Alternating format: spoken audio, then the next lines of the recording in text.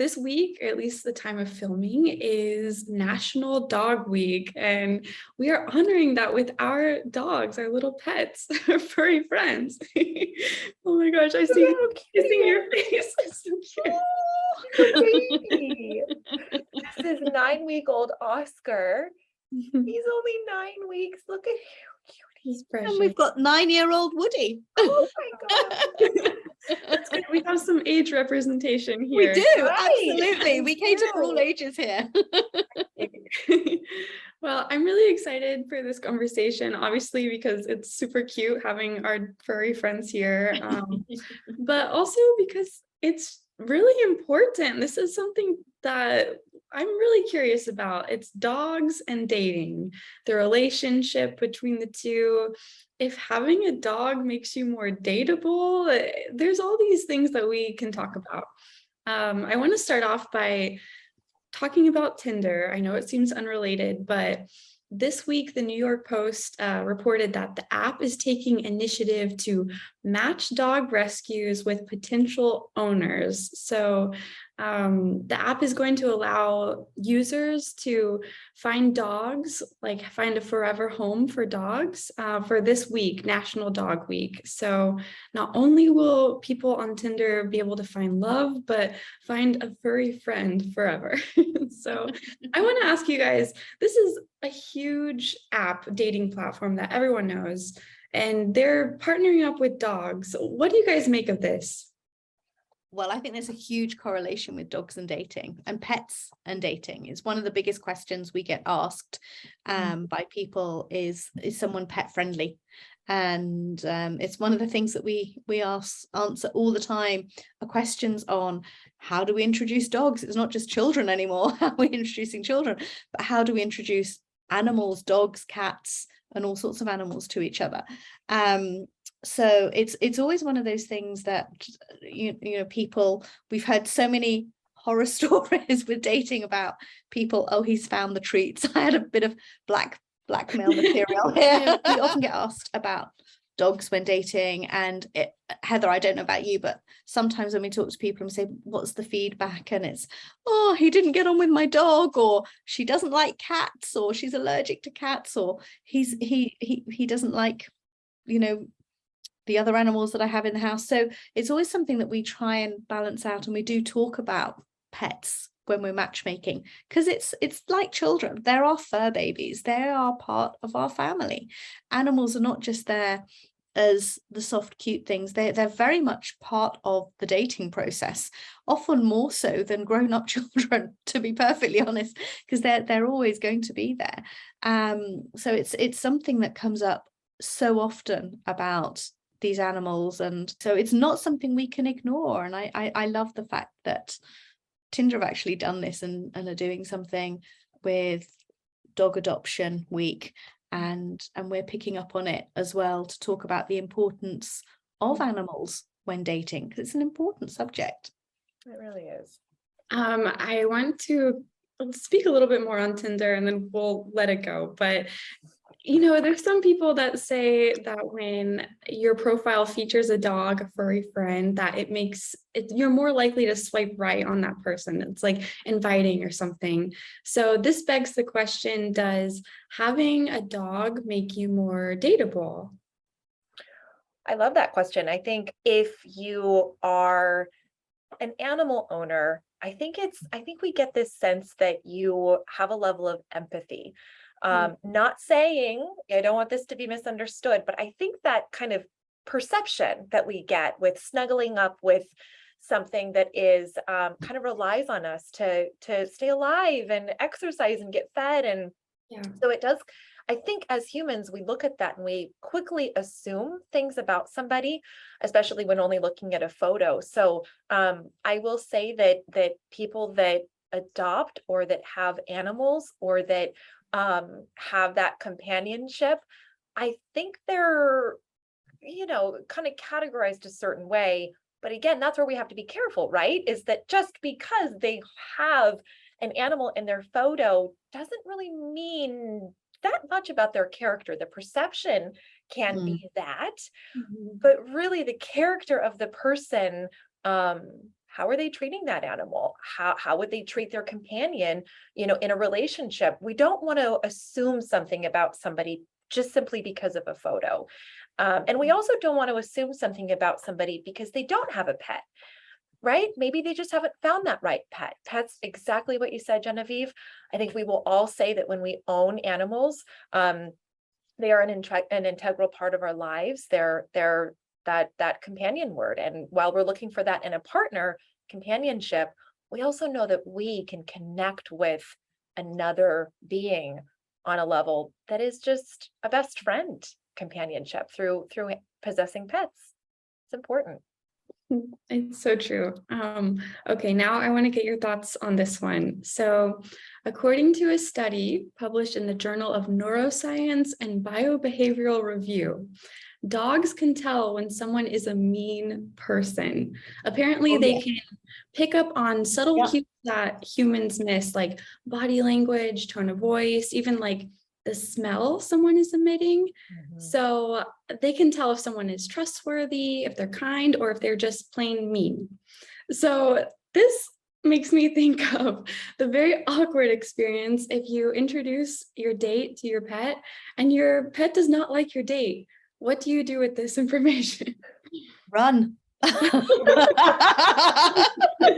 the dog chase them. Trust your dog. Trust your dog. I mean, my father had dogs, and he always said to me, and obviously I've had dogs and I've got dogs, and it was something, always trust your dog. I remember once interviewing someone, and I always had my dog in the office, not this one, my older dog, many years ago, and I was interviewing this person, and the dog did a little whittle on the lady's coat as we were interviewing her. Anyway, we did take her on, and someone quickly went and cleaned her coat and put it back and dried it off. And actually he kept growling at this lady and really didn't like her. And a week later we realized why he didn't like her.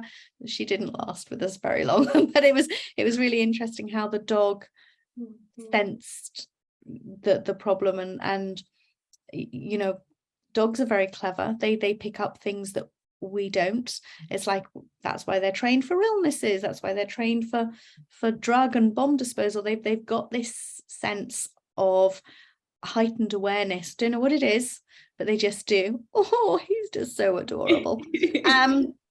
So you always trust your animals. And I think if someone doesn't like animals and you're an animal person, then really take heed of that. You can't persuade someone to be an animal person if they're not.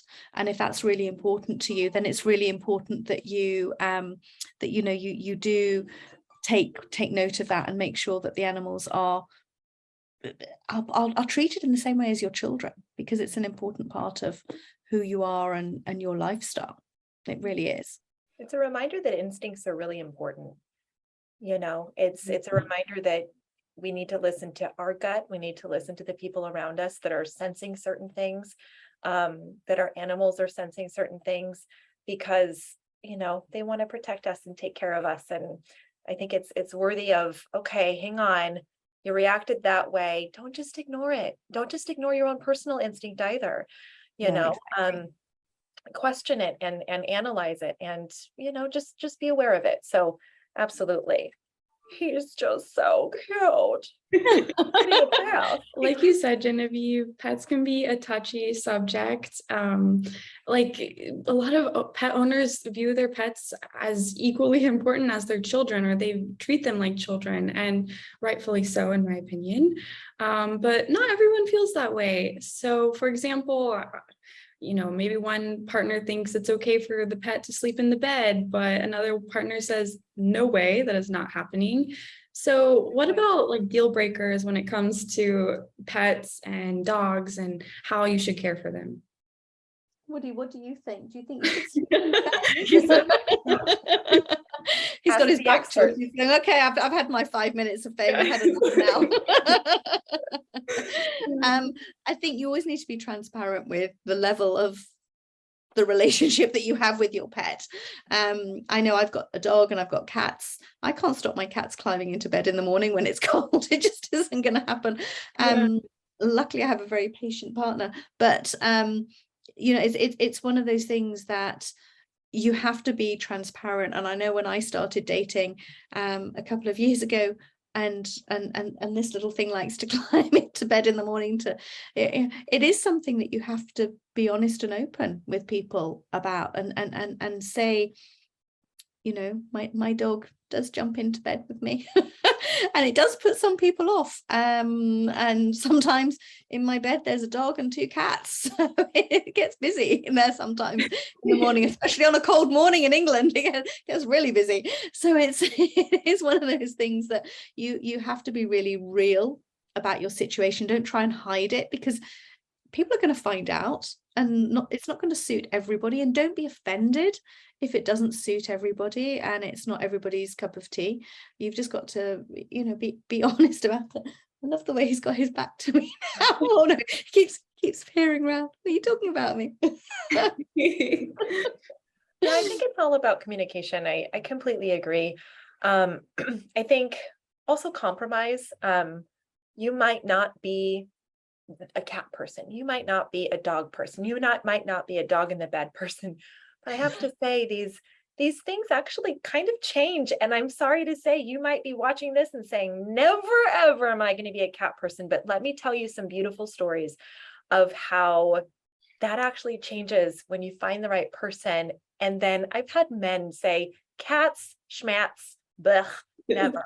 And then they enter into a relationship and the woman's got a cat. And then all of a sudden the cat's just like, right, like she's like, well, he used to be my cat, but now he's yours. It's just this beautiful connection. So I think being open to connections of all capacities, and communicating and compromising when it's the right person. And that does include, you know, again, different animals have different personalities. You might not be a dog person because of your experiences previously, but then you meet a little 9-week-old Westie and you're like, I'm a dog person. Just be open-minded and curious. I love that word, Genevieve, that you really have ingrained in us, of this level of curiosity in all facets of our lives. And just, you know, just try on different stuff while you're dating. And then when the right person comes along, is it a big deal breaker? And if it is, then okay, that this person does not accept, you know, your animal. But absolutely communication is key. And let's not disregard the idea that a whole movie was made around the must love dogs. I mean, this is how important this stuff is. I love that movie. I'm so glad you mentioned it. And you know, it's really funny. I've had couples that have dated and then they've stopped dating. And I've had guys say to me, do you think I can ask her if I can still see the dog and take the dog for a walk? You know, I'm not really interested in seeing her again, but I'm really going to miss the dog. and you just Exactly. think, oh, wow. So, It's so we true. hear everything in this game. We really do. I've heard of that. I think it's quite often like a couple, you know, some people say you should adopt a dog before you have kids. And sometimes you adopt a dog and you realize you're not compatible in a relationship, but they'll have shared custody with both owners because the dog is so important in the relationship, you know. And you see that so much on celebrity divorces. Yes. They're not fighting over other things, but they're fighting over the custody of the dog. Absolutely. I also want to ask, when is it appropriate to introduce your pet to your date? And if you feel it's the right time, how do you go about it? Oh, you know what? The dog's not going to talk to anyone or tell them that they've met your date. So I think as early as you want to. And I think often the dog is a really good test of that person. Mm-hmm. And that dog is such an important part of your relationship that I've had lots of people that on the first date have gone on a dog walk with their dog. And I think that's such a nice way to, it makes sometimes people feel safe that they've gone with a dog. It also means that someone is experiencing what it's like to be with that dog. That dog's checking the other person out as well, as we know. So there's lots of benefits to having a dog and lots of uses when it comes to dating, to using them as an excuse. Hey, I need to leave now. My dog wants to go home. It's tired. Or you know, let's carry on walking. The dog needs a longer walk. So they're good. So having a pet indicates some level of responsibility, and that person is able to take care of another creature. So what aspects or qualities would you look for when you see your date interacting with their pet? I think it's lovely that you see someone, how they are, and their empathy, their level of love, their level of commitment, and how they look after something other than a human being, and what that actually looks like. Are they completely soppy and soft like we all are, or are they quite matter of fact and quite clinical about it? So I think there are lots of different things that we can glean from seeing how someone interacts with a pet and how they behave with their pet. Heather, I think you were mentioning earlier about owning a dog or any pet. It shows some sort of responsibility and caretaking. And that's something really beautiful. So when you are out on a date and you see your date interacting with their dog, what qualities should you be on the lookout for? I love that. That's a great question. I think patience. I think, again, that just big cuddly word, empathy. I think consistency and temperament is really important to look for, because animals do the craziest things. We're right to compare them to children, to little children. They 1 minute will be sitting quietly and then the next minute barking at some random thing. And so paying attention to the way somebody responds to this behavior, I think, is pretty telling. And it is a great way to start conversation. Bring your dog with you when you go out for a cup of coffee. I can't tell you how much people just are drawn to these little creatures. And that's a really cool way to start conversation with somebody, because if it's a magnet person that just loves creatures and lights up, you get to see that with these beautiful little creatures, or big. I've seen some host dogs. Dogs can get pretty darn big. Yeah. So it's really interesting to see human behavior in any capacity when it comes to creatures. Yes, Fur babies. Fur babies. Woody is just like warming my heart so much with his eyes just keep going. I love his dapper stash. Yeah. I know. He's very dapper. Are you very dapper? Well, okay. This has been like a really fun chat. I'm so glad. I feel like we should just, even if we're not talking about pets, we should just have our animals in these discussions normally. I think it Oh, adds mine are always trying to walk past the camera. I've usually got a cat on the keyboard, one behind, one in front, and him trying to get up here desperately. So he's really happy he's been allowed up here for the first time. I'm going to try and move him down now. Well, thank you, ladies, so much. And thank you to our special guests, Woody and Oscar, for joining us. And forward to our next chat. Thanks, guys. Bye. Bye.